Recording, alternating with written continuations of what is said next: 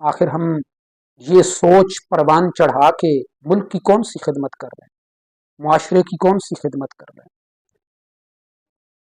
ہم تو نبی صلی اللہ علیہ وسلم کی امت تھے جنہیں صادق اور امین کا لقب دیا گیا کہ ان کی زندگی صداقت پر مبنی تھی اور امانت پر مبنی تھی۔ صداقت اور امانت تو ہماری زندگی کی ابتدا تھے، ساری زندگی کی عمارت انہی دو بنیادوں پہ کھڑی ہونی تھی۔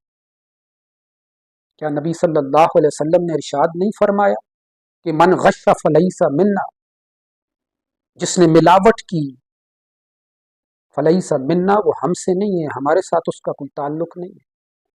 کیا نبی صلی اللہ علیہ وسلم کا یہ ارشاد ہم بھول گئے کہ الراشی والمرتشی کلاہما فی النار، کہ رشوت دینے والا اور لینے والا دونوں دوزخی ہیں؟